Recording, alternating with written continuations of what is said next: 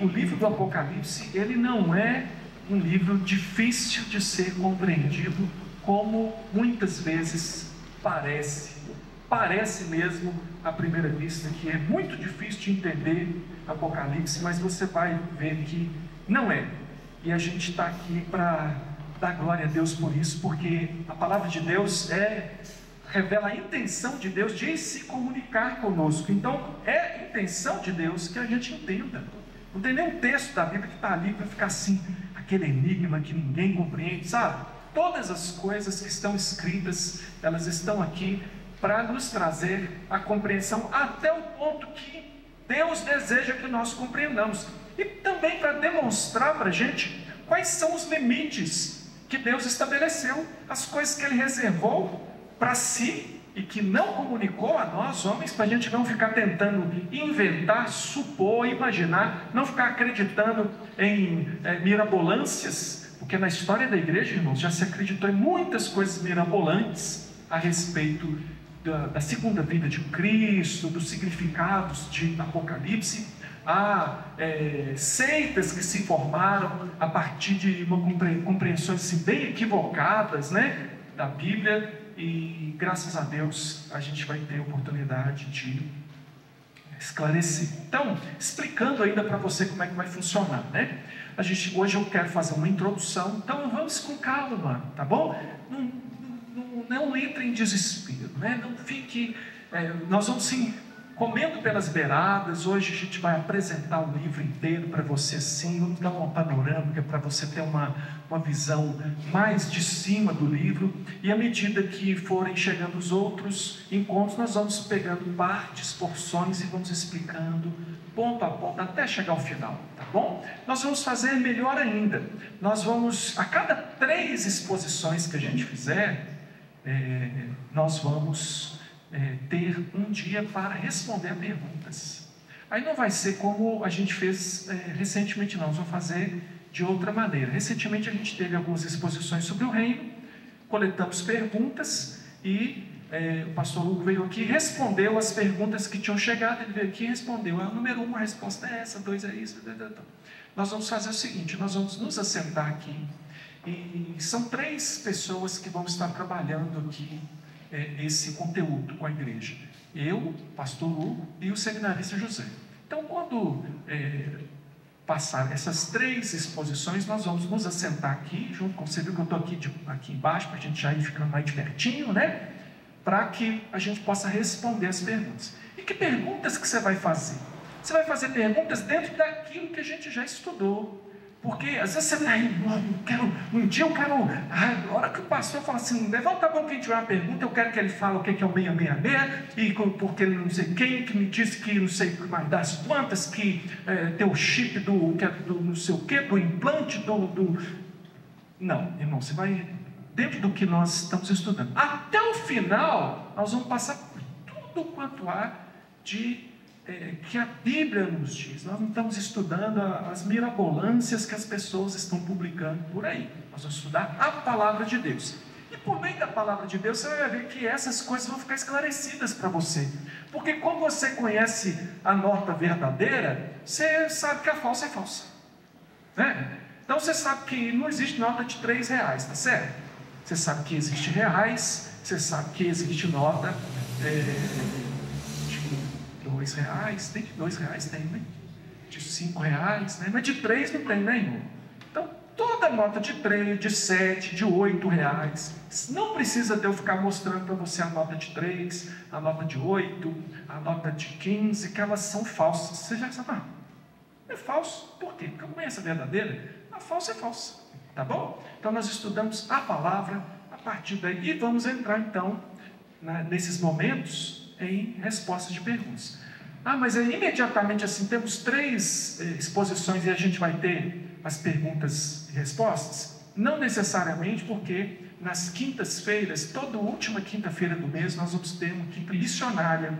Então nós vamos também, a gente vai ficar focado só em trazer aqui os assuntos de Apocalipse. A gente vai ter as quintas missionárias para a gente poder trabalhar esse assunto que é fundamental para a igreja. Afinal de contas, a igreja existe porque existe essa missão, né? E a missão existe porque não existe adoração, né? dizem os teólogos ali. Onde as pessoas ainda não adoram o Senhor, não vivem conforme a vontade do Senhor, é lá que precisa chegar o Evangelho. Tá bom? Então, feito aí esse preâmbulo, né, dessa introdução, eu quero conversar com você e quero primeiro citar versículo 17 do capítulo 22 de Apocalipse. E esse versículo diz assim: o Espírito e a noiva dizem: vem. Aquele que ouve, diga: vem. Oi. Tem uma vontade maior do que a vontade de estudar Apocalipse com você. Que Jesus volte antes. Que você possa caminhar nesse Espírito, porque nós esperamos a volta do Senhor Jesus. E nós clamamos pela volta do Senhor Jesus. Essa é a grande resposta. É o que nós queremos, é o que nós esperamos, é a grande esperança. E Apocalipse é um livro de esperança. E a noiva, que é a igreja, diz: venha. Você está vendo uma pintura aí, nesse papel que você recebeu?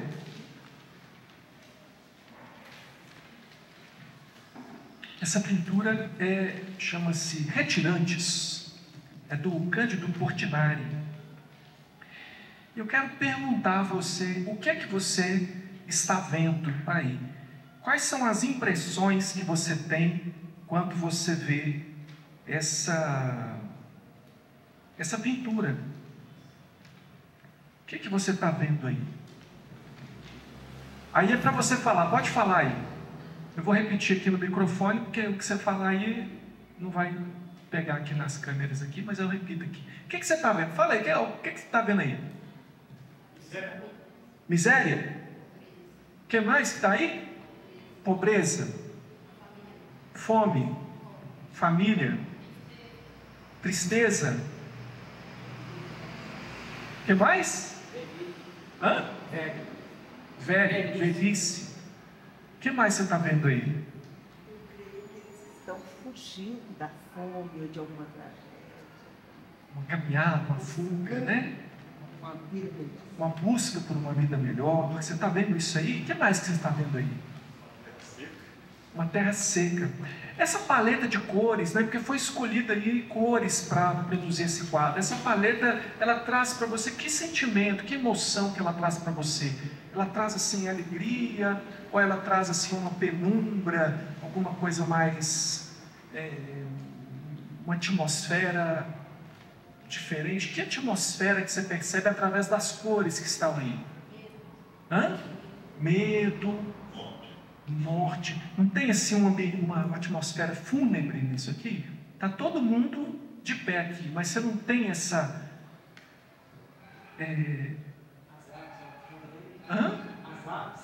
As aves, né?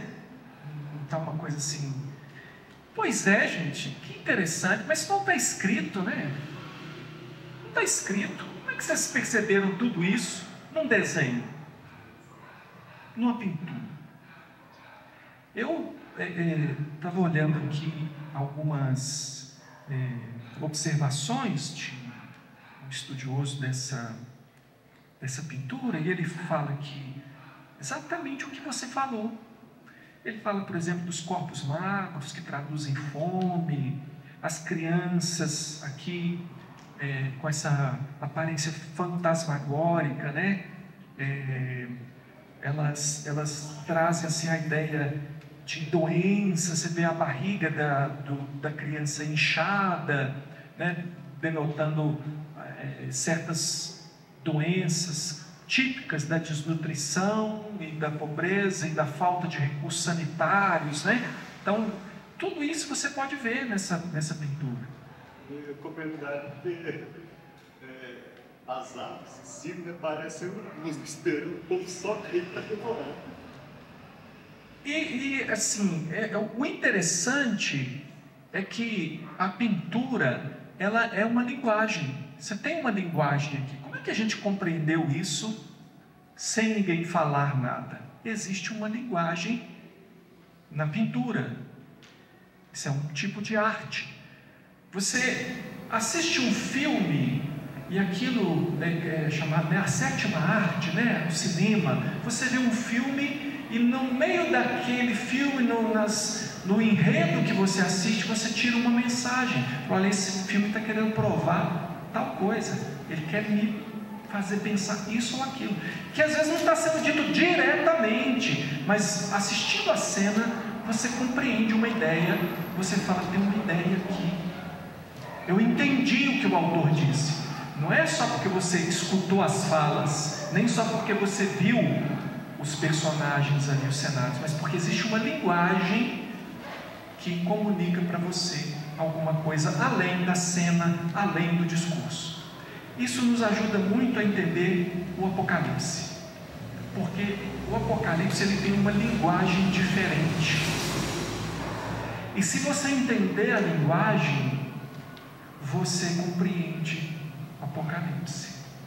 Se você tem uma história aí, acho que até fizeram uma série também que tinha essa situação.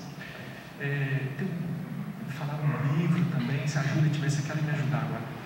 É o seguinte, chegou um cinema na cidade, e o pessoal foi lá ver o cinema, ficaram abismados com aquele cinema, com aquelas coisas que eles estavam vendo e tudo. E terminou o filme, né? E eles ficaram assim, comentando aquilo tudo. Aí voltaram para assistir um outro filme, e num determinado momento alguém percebeu que aquele ator que está ali tinha morrido no outro filme, e ele entendeu que aquilo tudo era uma mentira, e ele falou, aquele sujeito morreu e está ali no filme. O pessoal começou a quebrar o cinema. Por quê? Porque quando eles assistiram o filme a primeira vez, eles pensaram que estavam assistindo uma realidade, que aquilo que estava mostrando para eles era o que realmente tinha acontecido em certo lugar. E quando eles viram o ator, eles pegaram e entenderam tudo errado. E aí o que eles entenderam agora? Primeiro, eles entenderam que era verdade e o que não era verdade. Segundo, eles entenderam que tudo aquilo era uma grande armação para mentir para eles. Então quem mente para mim vai apanhar, vai sofrer as consequências, vai quebrar o cinema inteiro. Então às vezes você pega Apocalipse, porque você não entende essa literatura que é chamada de literatura apocalíptica, você pode compreender coisas que não estão aqui, que não é isso. E aí as pessoas vêm e usam o texto, usam, por exemplo, uma cena, como se usasse uma cena do filme. Olha, o mocinho morreu no filme, logo, se ele está no outro filme, ou era tudo uma grande mentira, uma grande farsa, ou então o mocinho ressuscitou. Está vendo? Todas as duas compreensões erradas. Ele não ressuscitou, não é uma farsa, o filme está ali para outro propósito, o filme está ali somente para entretenimento. Então nós precisamos, antes de ler e pegar que pastor, o que interessa para mim é saber o que é a besta que surge do mar. Porque me disseram, já que antes de você chegar a uma conclusão tão rápida assim, é preciso você entender o que você está fazendo. Você está olhando para um quadro? Você está olhando para um livro? Você está vendo uma cena? O que essa cena está dizendo para você? Que tipo de literatura é essa? E você sabe que a Bíblia tem vários tipos diferentes de literatura. Então, se você pegar, por exemplo, o livro dos Salmos, é um livro de poesias. Aquilo ali foi escrito, inclusive, para ser cantado. Então, existe até uma métrica ali que era para canções, que nem funciona muito no português, porque foi escrito em hebraico, para ser cantado num estilo de música hebraica. Se você ouviu uma música cantada em hebraico, talvez você nem goste do estilo, porque não é uma coisa que está próxima da nossa cultura.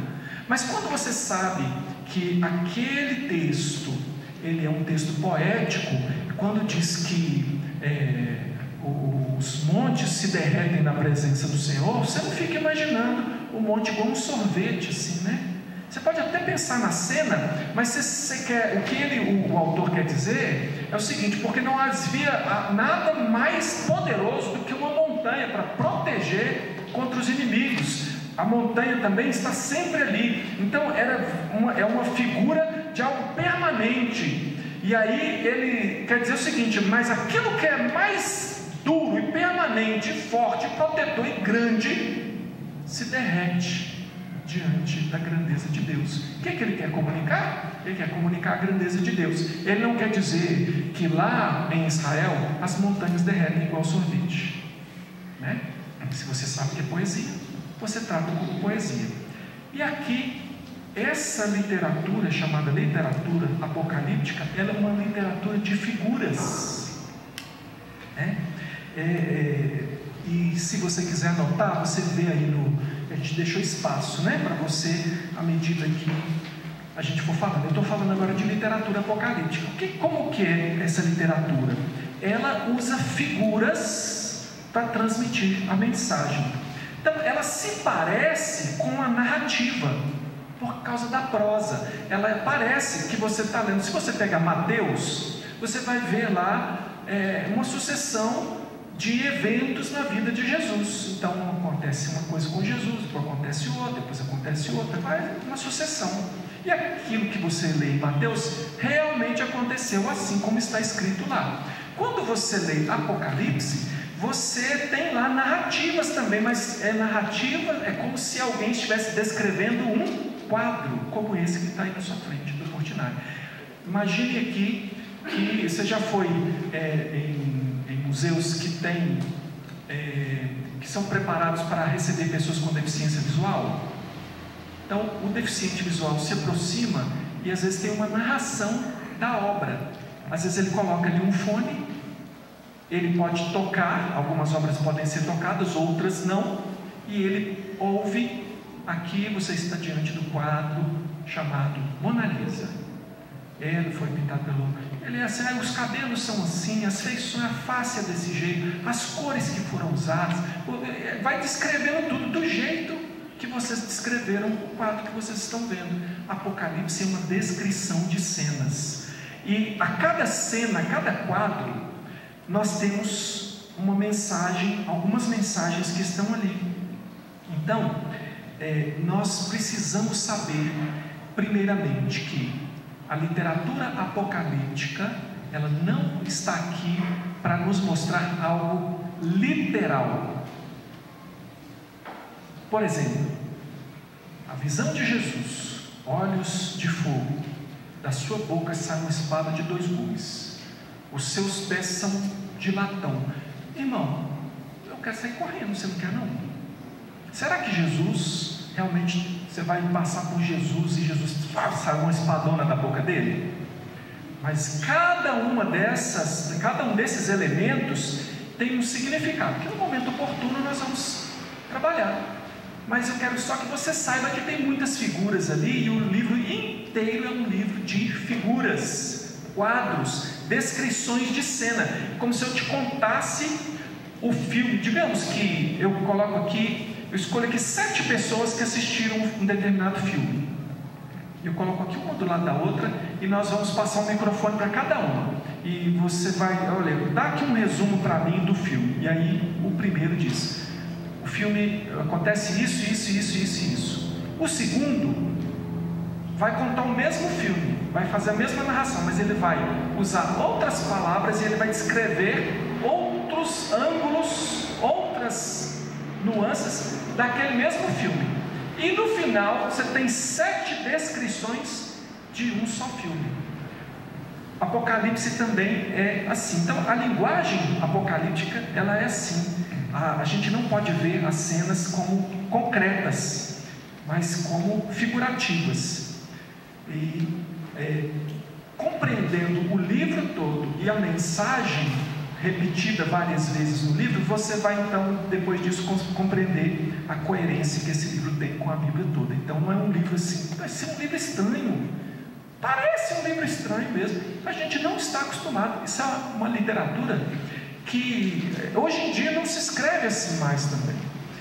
Foi uma literatura de um determinado período que teve mais dela. E como o Apocalipse é o livro mais conhecido dessa literatura, a literatura ganhou o nome de apocalíptica por causa do livro de Apocalipse, porque é o mais conhecido, mais divulgado. Mas existem outros livros que têm esse mesmo tipo de linguagem. Então, para quem é o livro? É importante, gente, porque você tem que saber. Por isso que é importante, quando você for fazer a leitura da Bíblia, entenda que tipo de livro é esse e para quem que ele foi escrito. Porque se eu encontrar uma carta, digamos que eu encontrei uma carta de amor.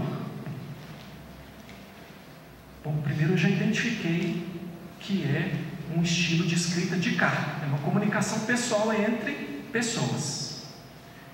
Aí eu identifiquei que o conteúdo é um conteúdo de amor. Mas é uma mãe escrevendo para a filha? É um marido que escreve para a esposa? É uma carta entre duas amigas que estão se correspondendo? Porque faz muita diferença para você entender o que é eu te amo em cada uma dessas situações. O que é uma mãe dizendo eu te amo? O que é o marido dizendo eu te amo? O que é então você entender para quem foi escrito, quem escreveu, para quem foi escrito é importante. Então, para quem que o livro foi escrito?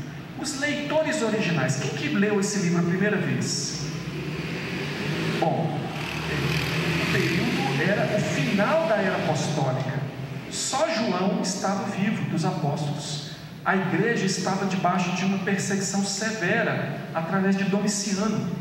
Provavelmente esse livro tenha sido escrito ali no ano 95 depois de Cristo, mais ou menos nesse período histórico. E o que estava acontecendo? A igreja estava sendo severamente perseguida. Os apóstolos todos tinham morrido martirizados. Só o apóstolo Paulo, só o apóstolo João ainda estava vivo. A igreja então olhava para o poder de Roma, para toda aquela opressão, e dizia: o que vai ser de nós? O que aconteceu com os que morreram? E será que existe justiça? Deus vai julgar os que morreram testemunhando o seu nome? Parece que tudo está dando errado. Parece que nós estamos destinados para a destruição. Roma está acabando com a gente, Domiciano está acabando com a gente. E aí você vai ver que o livro do Apocalipse vai mostrar que não é assim, que não é Domiciano que reina, que não é Roma que reina, e vai mostrar então quem realmente reina. Então, os leitores originais foram estes, né? E os crentes de todos os tempos que continuam passando por perseguições, porque a igreja continua sendo perseguida mundo afora, e em termos numéricos, a perseguição hoje é muito maior e mais severa do que em todas as eras que o cristianismo já passou, porque a gente aqui no Brasil, o que a gente chama de perseguição no Brasil, e existe, não se compara com o que os cristãos no Afeganistão dizem que é perseguição, os cristãos no Paquistão. É só pegar aquele mapa da missão Portas Abertas que você vai ver o que é perseguição no mundo. Então, também é um livro que segundamente vai para todos os crentes, inclusive para você e para mim. Com que objetivo? O mesmo objetivo: trazer esperança. Porque o que é revelado, né? Apocalipse é revelação. O que é que está revelado em Apocalipse? Está revelado a vitória do Cordeiro, está revelado a esperança para os crentes. Então, o que é que a gente vai encontrar em Apocalipse? Cenas impressionantes. Nós vamos ver quadros impressionantes. Nós vamos ver, por exemplo, Jesus andando no meio dos candeeiros da sua igreja. Que cena espetacular. A gente vai ver Jesus montado num cavalo branco. É difícil até de falar. Ele montado num cavalo branco, com as vestes respingadas de sangue, saindo para vencer, vencendo para vencer. A gente vai ver essa cena. A gente vai ver os exércitos celestiais seguindo Jesus nesse momento. Você vai ver ali o juízo de Babilônia. O que é Babilônia? A gente nem tem Babilônia mais. Tem Babilônia. Babilônia é simbólico. Babilônia não é aquele povo lá na região da Mesopotâmia de antigamente. Babilônia é um símbolo do sistema mundial, do mundo. Quando a gente fala o mundo, né, temos três inimigos: a carne, o diabo e o mundo. O mundo, então, é figurado, é chamado de Babilônia. em Apocalipse. Você vai ver a queda de Babilônia, o juízo de Babilônia, a queda, e você vai também ver o regozijo e a alegria de uma Jerusalém de ouro, uma Jerusalém de ouro puro. E você vai ver que essa Jerusalém não é uma cidade de ouro, como a gente canta com as crianças, né? Ruas de ouro, a gente fica, porque a mente da criança é muito concreta. Não, lá tem rua de ouro mesmo, assim, e tal. Mas mostra a pureza da igreja, porque a Jerusalém que desce do céu no Apocalipse é a noiva. Quando você vê a descrição, e aí vem uma cidade que fala: vem cá, eu vou te mostrar a noiva. Aí ele vem, e o que é a noiva? A noiva é a cidade, a Jerusalém perfeita.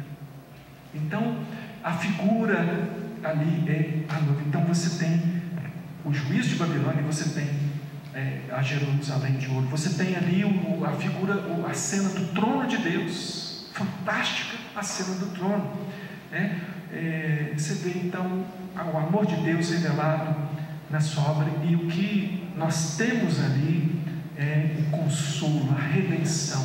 É isso que é o centro de Apocalipse. Se você compreende o consolo, a redenção, a vitória do Cordeiro e da igreja ali, você entendeu a mensagem de Apocalipse. Qual então o propósito desse livro? Confortar a igreja diante das lutas contra as forças do mal. Vai demonstrar assim, vai consolar então, confortar a igreja, porque a perseguição é concreta, as pessoas estão realmente morrendo, sofrendo, perdendo muitas coisas diante desses inimigos que afrontam a igreja, mas o consolo está ali, né? Você vai ter o consolo então nessa luta contra o mal. Qual que é a mensagem? Se eu fosse dar um resumo assim, que mensagem eu estou encontrando em Apocalipse? Eu tenho em Apocalipse a certeza de que toda lágrima vai ser enxugada no devido tempo. Eu leio Apocalipse e eu tenho essa segurança: as lágrimas serão enxugadas. Eu tenho certeza em Apocalipse que as orações dos crentes são ouvidas, e elas contam, elas fazem diferença. Deus tem por preciosas as orações dos crentes, elas influenciam. A gente vê no Apocalipse que a própria morte do crente é preciosa diante de Deus. A morte de um crente não é uma coisa qualquer, não é um acontecimento qualquer, é algo que o próprio Deus tem como algo precioso. O sangue das testemunhas de Cristo será vingado. A vingança do Cordeiro, a vingança de Deus vai acontecer. Aí você tem uma cena lá das almas dos crentes debaixo do altar clamando: ó soberano Senhor, até quando não julgas, não vingas e nem julgas não julgas e nem vingas o nosso sangue dos que habitam sobre a terra? E Deus responde: até que se complete o número daqueles que igualmente vão sofrer com vocês. Aí você fala assim: então quer dizer que a pessoa morre, ao invés de ir para o céu, vai para debaixo do altar ficar clamando, e fica lá, porque deve ser desesperador você ficar clamando e clamando debaixo de um altar: ó Senhor soberano, até quando? Gente, isso é uma cena para transmitir uma ideia. Ninguém vai morrer, vai para debaixo do altar para ficar clamando debaixo do altar, mas é uma figura muito forte que transmite uma mensagem poderosa. Deus vai vingar os crentes martirizados e perseguidos pelo dragão, Satanás, pelo mundo. E Cristo não apenas vive, mas Ele reina e governa o mundo, e Ele conduz a igreja. Leu o Apocalipse? Você vai ver, essa mensagem está ali. E ainda, Ele vai voltar e o seu plano perfeito vai ser consumado. Então, você já entendeu isso quando você leu o Apocalipse? Você entendeu a mensagem do Apocalipse? Ah não, pastor, eu não entendo, porque toda vez que chega no meio 66, ele fala que é o número de um homem. Eu fico falando, que o pessoal fala que na coisa do Papa lá, tem um negócio lá, que se somar, se multiplicar, dividir, e não sei o que, dá 666. Será o Papa, né? Será que não sei o que, porque, irmão, deixa eu te falar. Se você não entendesse mais nada e entendesse essa mensagem aqui, você está entendendo o que Deus quis que o povo de Deus entendesse quando lesse Apocalipse. Mas podemos entender mais ainda. Então, o tema de Apocalipse, eu posso pegar aqui um versículo para nos ajudar a entender o tema. Qual que é o tema geral de Apocalipse? Capítulo 17, verso 14, diz assim: pelejarão eles contra o Cordeiro, e o Cordeiro os vencerá, pois é o Senhor dos senhores e o Rei dos reis. Vencerão também os chamados eleitos e fiéis que se acham com ele. Esse é o tema, gente, do Apocalipse. Então, a vitória de Cristo e da igreja contra Satanás, que é mostrado às vezes ali como o dragão. Todos os que seguem Satanás serão derrotados. E Apocalipse mostra que muitas coisas que parecem ser, não são. O poder aparente de Satanás é apenas aparente. O poder aparente do mundo é só aparência. A realidade concreta é o poder e o reinado de Cristo. Essa é a mensagem, esse é o tema de Apocalipse. Cristo, a besta parece vitoriosa, mas Cristo que é plenamente vitorioso com a sua igreja, porque quando eles parecem vencidos, não são. Por quê? Por que eles não são vencidos? Ela diz que eles não são vencidos porque as vestes deles foram lavadas. Capítulo 7 vai falar que eles estavam em grande tribulação, mas eles saíram dela. Verso 14 do capítulo 7 fala que eles foram mortos, mas eles se ergueram novamente. Capítulo 11, verso 11 fala que eles foram perseguidos pelo dragão, a besta e o falso profeta, mas eles são vistos no final aonde? Vitoriosos sobre o Monte Sião. Capítulo 14.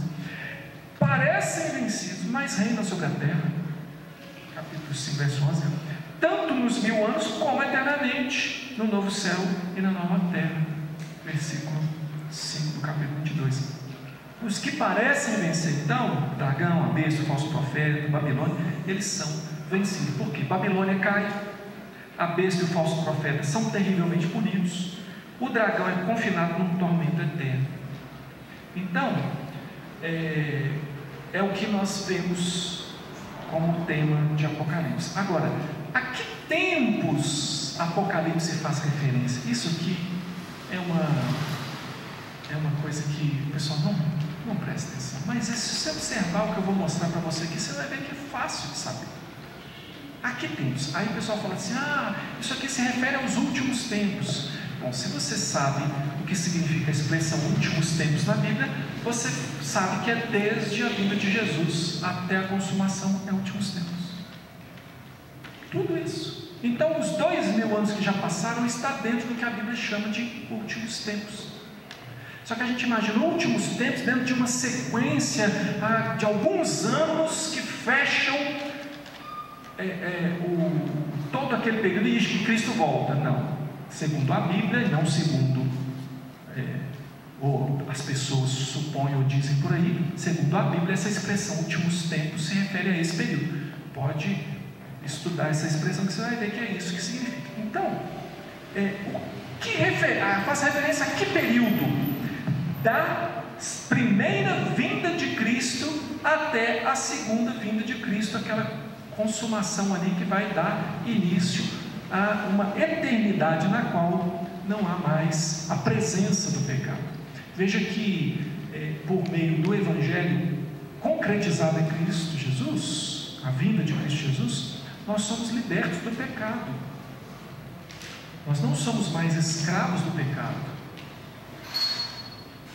mas nós ainda convivemos com a presença do pecado no mundo pecaminoso, e o pecado ainda está presente. A consumação é o momento em que nós já seremos transformados e viveremos numa condição plena de santidade na presença de Deus, e o pecado não fará mais parte da nossa existência. Não tem mais a presença do pecado. Então, Apocalipse faz referência, ele está falando de que período? Da primeira vinda de Cristo até a segunda vinda de Cristo, e o que vai se dar dali por diante.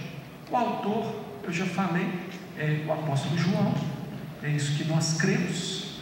apesar de um movimento que surgiu aí há poucos séculos atrás, 2 séculos atrás, liberais, 2 séculos, chega a 2 séculos,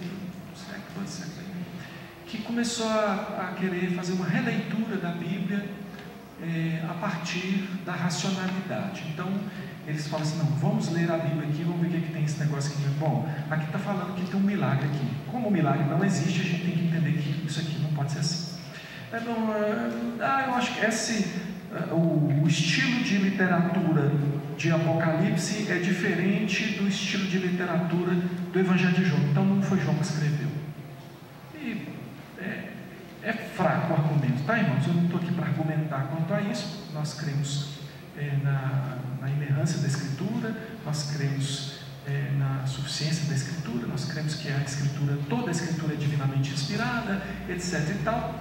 Mas quando você encontra alguém cheio de 9 horas com a interpretação, ou porque na verdade esse grego aqui, não sei o quê, é porque ele parte de um pensamento teológico que diz o seguinte: olha, vamos começar pela racionalidade. A racionalidade diz que milagres não existem. Então, quando nos disseram que Jesus ressuscitou, na verdade, o que ficou vivo foi a mensagem dele através dos apóstolos. E aí aquilo foi passando de boca em boca, acabou que o povo ficou acreditando que Jesus tinha ressuscitado de verdade.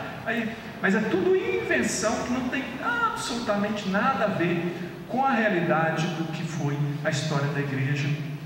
E é para isso que a gente manda uns para o seminário, para estudar, e vai lá para estudar. Se você quiser, em algum momento, se você tiver alguma dúvida em relação a isso, a gente tem como estudar com você, te mostrar o que é manuscritologia, por que nós acreditamos dessa ou daquela forma. Tem condição de ir mais a fundo com você, te dar literatura e tal, para que você entenda. Então, assim, quem tem obrigação de saber essas coisas, pelo menos como pesquisar e trazer um bom conteúdo para você, é quem é teólogo. Por isso, na igreja presbiteriana, a gente quer que os pastores sejam teólogos. O teólogo é reformado. Agora, você, irmão, como que bênção, né? Nós cremos e vemos, né, o poder de Deus na nossa vida. E o apóstolo João mesmo que escreveu, tá? Agora eu quero falar um pouquinho da estrutura do livro.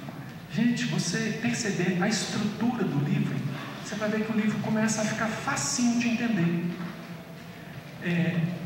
Vamos pensar nesse quadro que está aí na sua mão. Vou voltar lá no quadro aí do Portinari. Quando o Portinari resolveu retratar essa cena, ele tinha uma ideia. E aí ele foi escolher o que ele ia fazer. Esse quadro aqui, ele tem 1,90 m por 80 m de largura. Então, quando ele foi pintar, ele pensou: que tamanho eu quero para esse quadro? Porque, dependendo do tamanho, eu vou trazer um certo impacto. Então, ele quis fazer um quadro grande. Ele escolheu as tintas, ele não somente imaginou, ele escolheu, ele usou a sua técnica para transmitir a mensagem que chega até você. Quando o escritor de Apocalipse vai escrever, João, ele sabe como ele vai estruturar aquilo que ele está escrevendo. Ele vai fazer uma descrição. Então, nós cremos que a escritura é inspirada por Deus. Então, o autor original do texto é Deus. Mas como que Deus comunicou essa mensagem para que os escritores fizessem? Deus usou homens imperfeitos de forma perfeita. Então, ele usou cada um dentro das suas particularidades. Então, quando você pega um texto escrito por Pedro, você vai encontrar um texto mais pobre no grego, um grego mais simples. Agora, quando você pega um texto de Paulo, é um texto mais robusto, mais cheio de palavras, um texto mais complexo. Por quê? Porque Deus usou Pedro, um homem mais simples, para comunicar a verdade de Deus com a capacidade que Pedro tinha para escrever.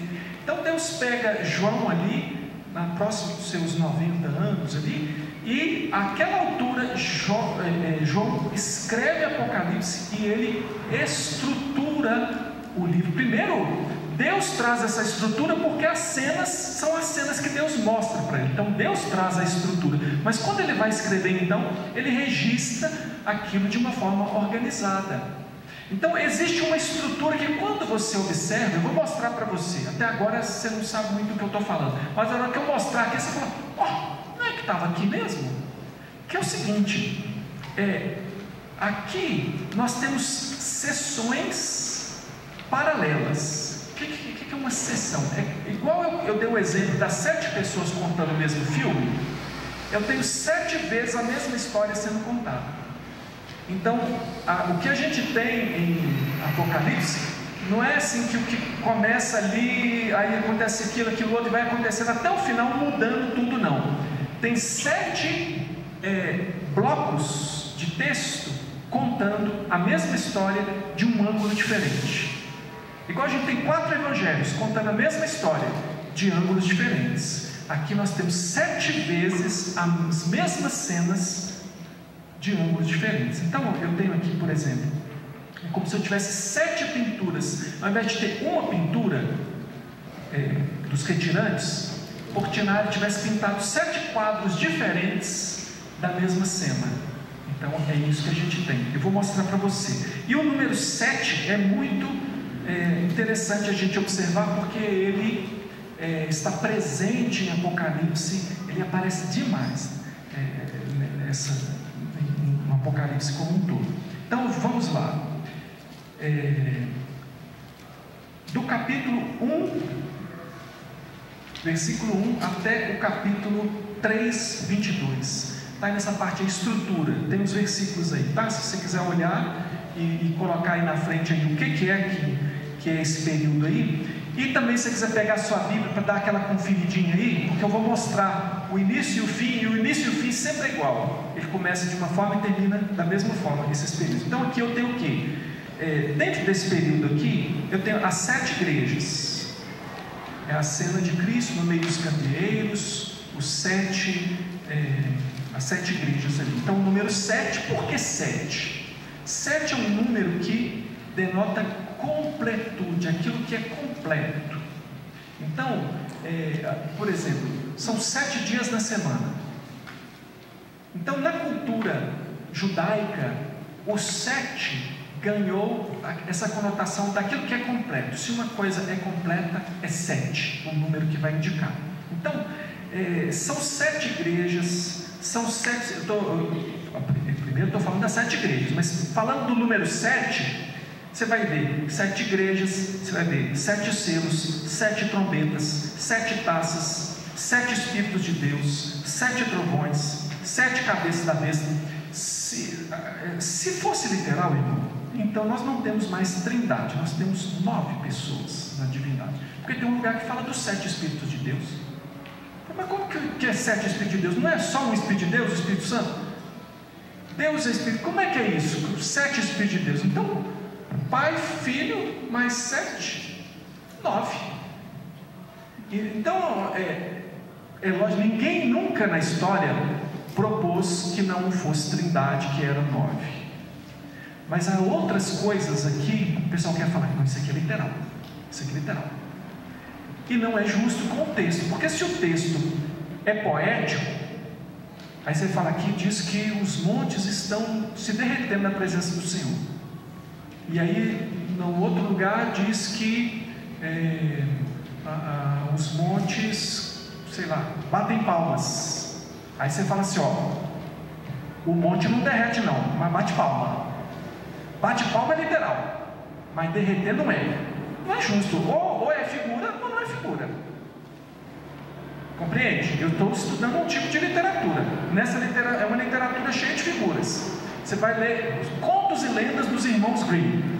Aí você vai falar que Chapeuzinho Vermelho, não sei nem se ela é dos irmãos Grimm, Chapeuzinho Vermelho não é literal, mas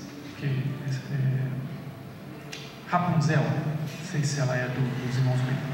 Os irmãos Grimm escreveram a maior parte dessas fábulas aí. Não, a Rapunzel é literal. A mulher tinha um cabelão lá, e o príncipe subia pelos cabelos dela. Isso é literal. Mas, não, gente, ou a história é fantasia, esse estilo aqui é fantasia, então aquilo ali não é literal. Apocalipse, literatura apocalíptica, quadros, cenas não literais, representando uma mensagem verdadeira. Eu vejo o quadro e eu, de Portinari, eu falo a miséria e a morte sobre os retirantes do Nordeste brasileiro. A morte é literal, mas essas pessoas aqui não são de verdade, gente. Ele não viu essas pessoas aqui mesmo e pintou, né?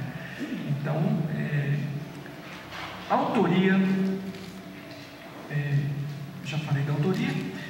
Então, aqui nós temos a história da igreja de todos os tempos, né? A partir da vinda de Jesus até a consumação, repetida 7 vezes. Não se trata de 7 períodos diferentes. Tem algumas pessoas que falam assim: olha, a gente vai ler aqui as 7 igrejas, e aí assim, essa primeira igreja aqui foi lá no começo da igreja, depois esse outro período aqui é lá nos anos tal até o ano tal, depois. Não é isso, não é disso que está falando. Estão tratando da igreja e de situações que acontecem ao mesmo tempo na igreja de Deus em todos os tempos. Qualquer uma daquelas igrejas ali, tanto nas repreensões quanto nos elogios, você pode encontrar hoje. Tem igreja precisando voltar ao primeiro amor?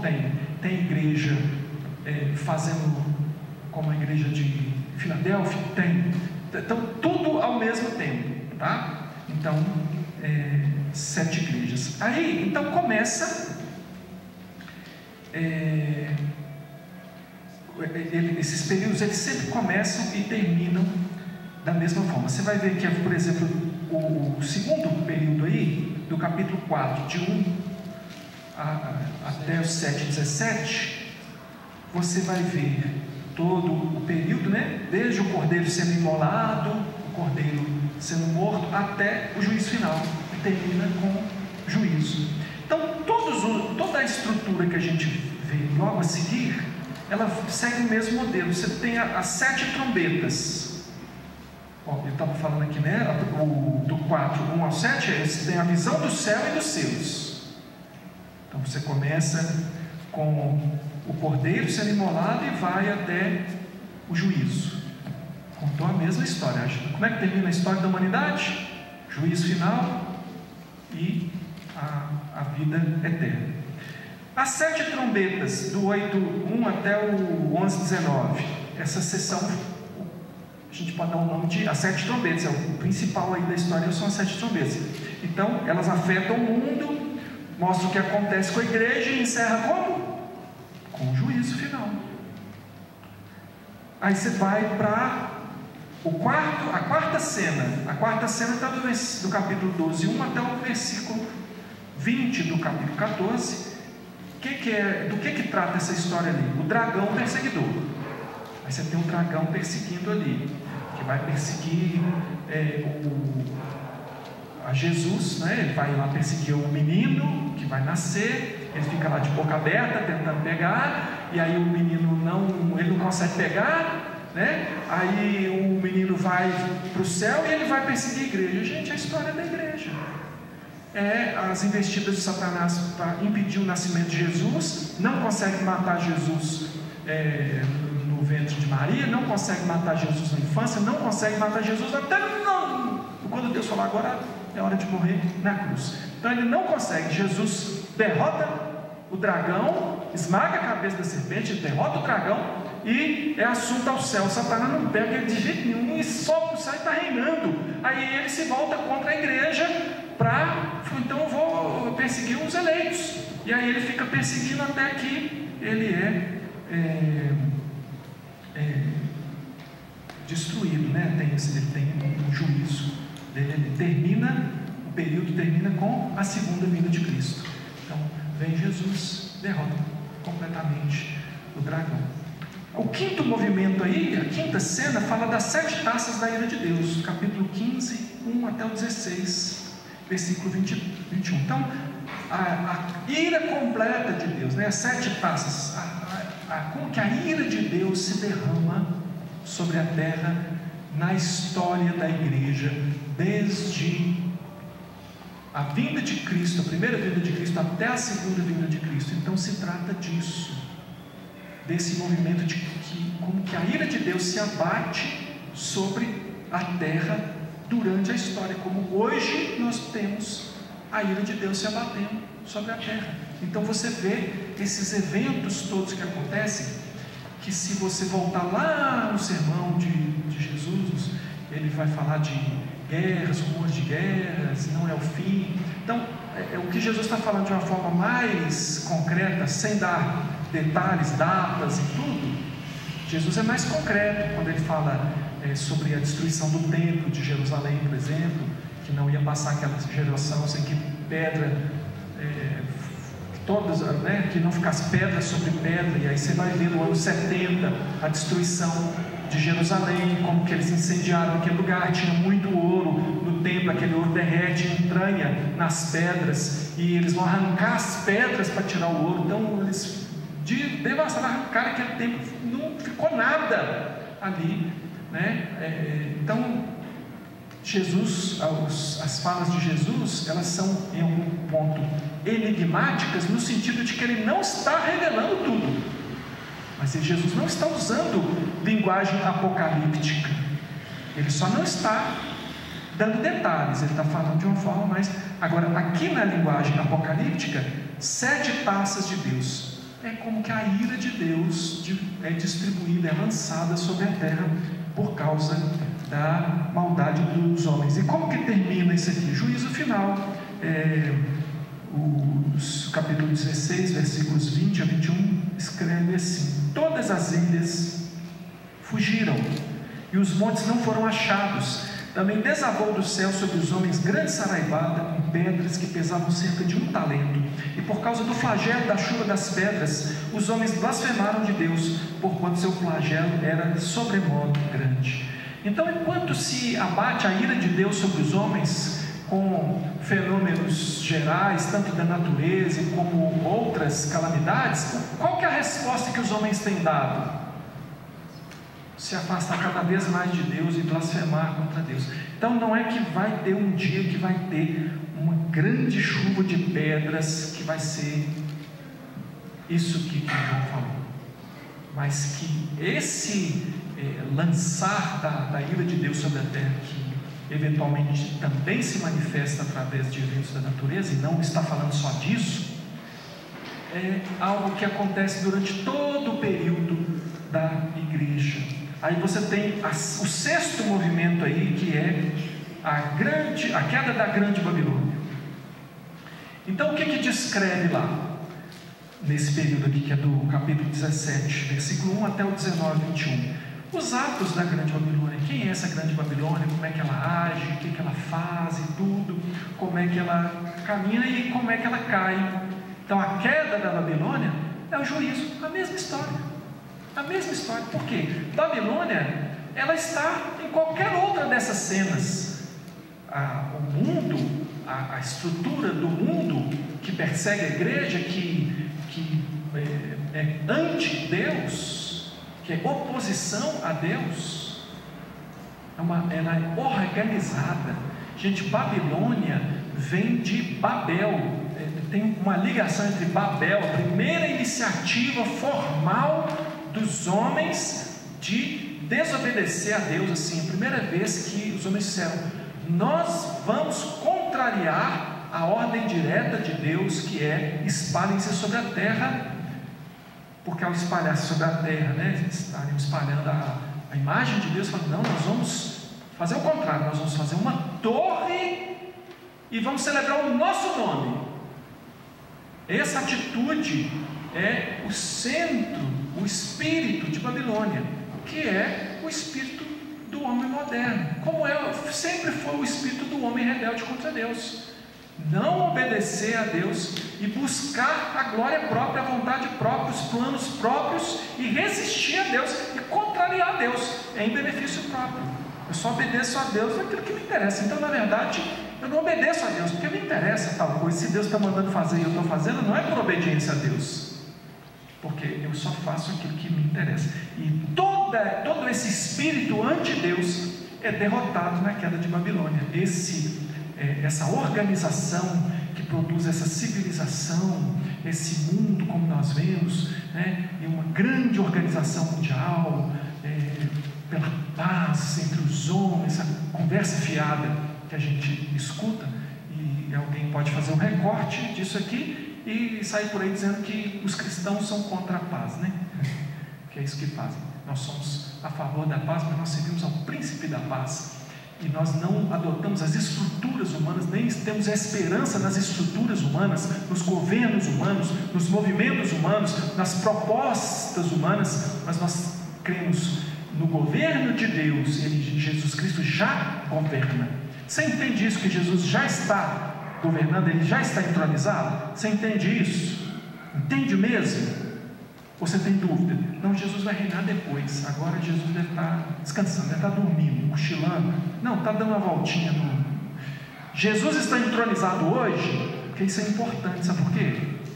Porque o próximo movimento aqui, que é o sétimo, é o reinado milenar de Cristo. É o sétimo movimento. O Pai completou 7 vezes repetida a cena. É como se João estivesse dizendo: mostrei tudo para vocês. 7 cenas que dão a visão geral. Qual que é a sétima cena? A sétima cena é o reino milenar de Cristo, que é um ponto que as pessoas, muitos falam assim: não, mas o milênio é literal. Meu amigo, mas a besta que sobe no mar não é, a espada que sai da boca de Jesus não é, não é, e aí eles se perdem. Mas fala assim: ó, eu não quero falar de nada disso, eu quero falar somente do milênio. E aí vem com argumentos fracos, mas que se você não prestar atenção, você vai. Fala assim: porque a gente não pode duvidar da palavra de Deus, não é mesmo? Sim ou não? Sim. Então a palavra de Deus diz que é 1000 anos, sim ou não? Sim. Então é 1000 anos. É o argumento. É o argumento. Por quê? Porque para que o milênio seja literal, e a gente vai ter oportunidade de falar disso no momento apropriado, hoje eu só estou dando aquele voo por cima, assim, né? Então toda a estrutura de Apocalipse não faz sentido. Porque o sétimo movimento, que apresenta o mesmo período, e o que o milênio é? Jesus Cristo já governa, o milênio já está acontecendo, nós já estamos no milênio, e o milênio não é literal de 1000 anos, como as outras figuras não são. Se as outras não são, por que o milênio tem que ser literal?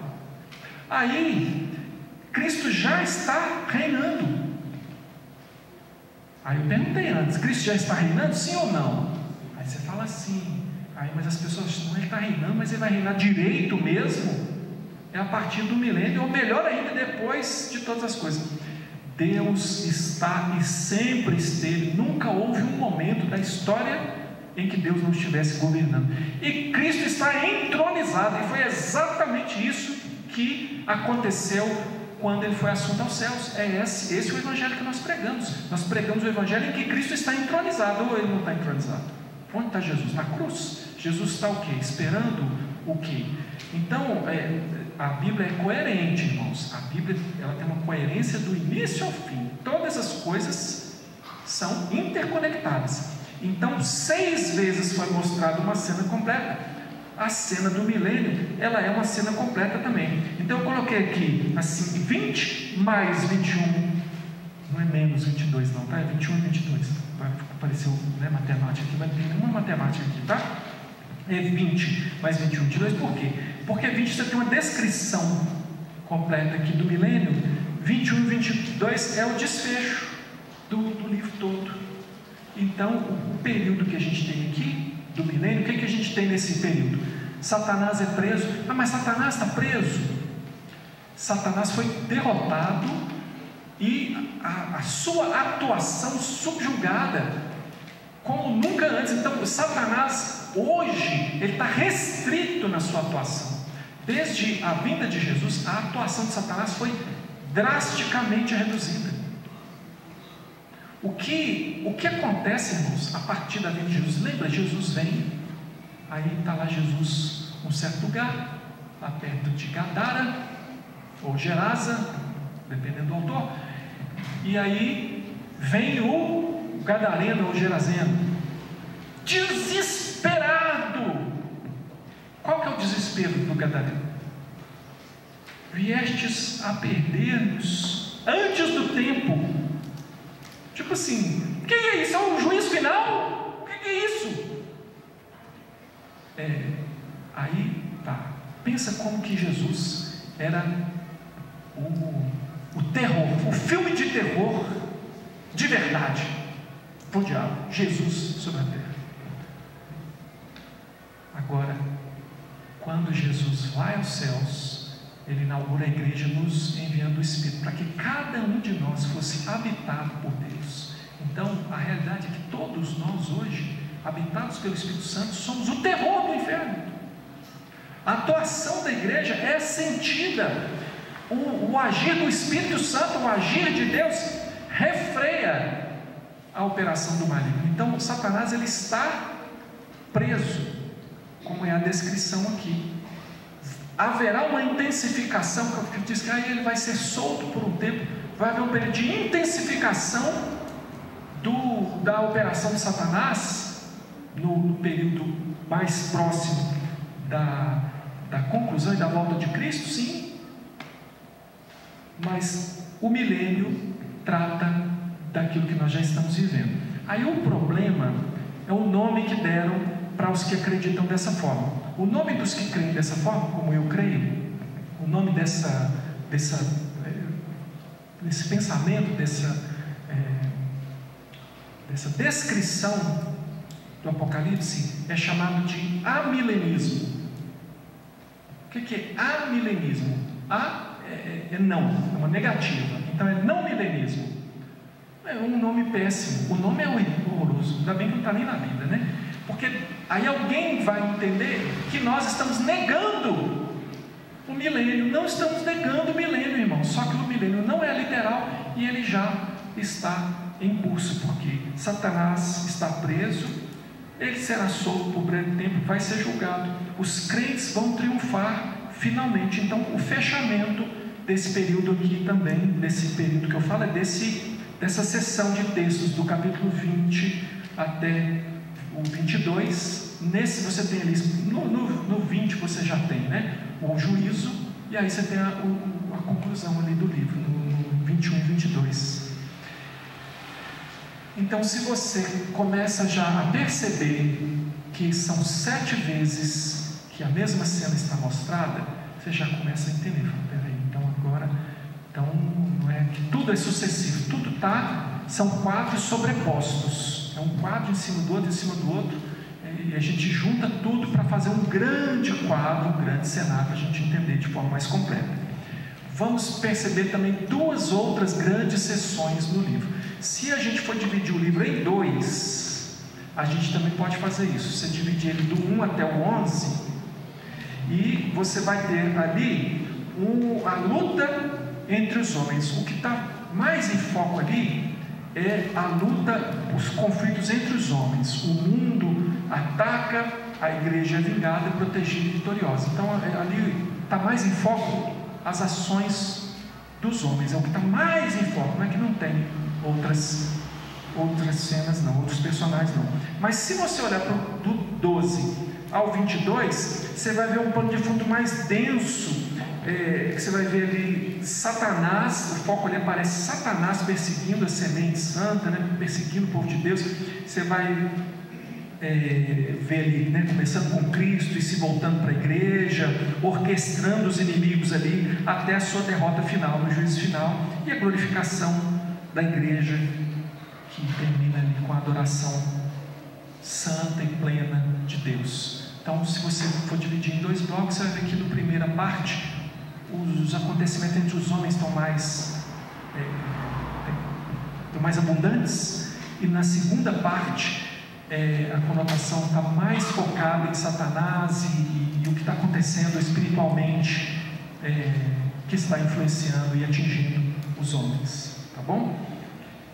Finalmente aqui, para a gente concluir, esse livro então é um livro coeso, ele é uma obra de arte, ele é uma obra de arte, ele é detalhista, ele é todo encaixadinho, é uma coisa muito bonita, um compêndio, né? É um livro estruturado assim, hermeticamente, quase que matematicamente, todo encaixadinho, é uma obra de arte esse livro. A gente precisa, e eu começo a perguntar para você aqui, para você refletir e a gente terminar nossa conversa de hoje. Como é que nós podemos observar a unidade do livro? Você consegue perceber, diante do que foi apresentado aqui, que esse livro tem coesão e unidade? Que ele não é um monte de histórias soltas, que ele está todo amarradinho? Você percebeu isso? Você percebeu a ligação desse livro com o restante da Escritura? Como que acontece essa ligação? Porque esse livro apresenta a história da igreja completa. E a história da igreja, ela está ligada às promessas que começam lá em Gênesis 3,15 e que passam pela formação do povo de Deus como Israel.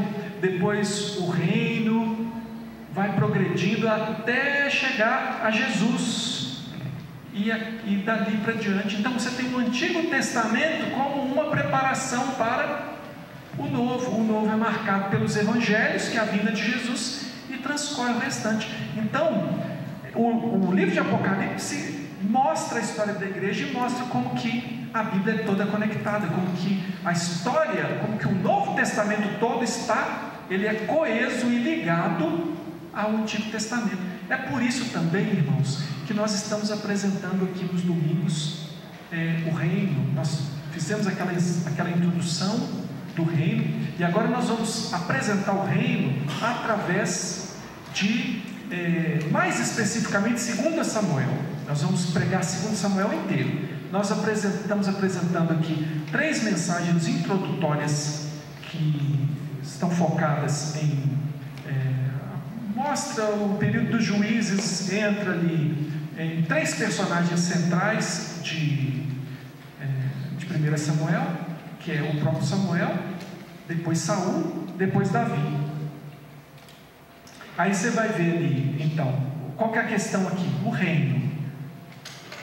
Quem governa? Aí preguei no domingo. Deus levanta Samuel, o último juiz. Quem estava governando? Samuel estava governando? E eu vou mostrar aqui, Deus está governando. E eles rejeitam o governo de quem? De Samuel? Não, rejeitam o governo de Deus. E pedem um rei conforme o seu coração. Nesse domingo você vai ver Saul. Aí nós vamos pregar Saul. O que significa Saul dentro dessa grande história? A rejeição. Não vou contar não, senão o pregador vai até me bater. Ele vai contar no domingo para vocês. E depois você vai ver Davi, que vai prefigurar o reino de Cristo. E aí, servindo em comunhão, nós estamos aqui servindo, nosso tema, sacerdotes a serviço do reino. Você entende onde que a gente quer levar você? Que compreensão que a gente quer levar você?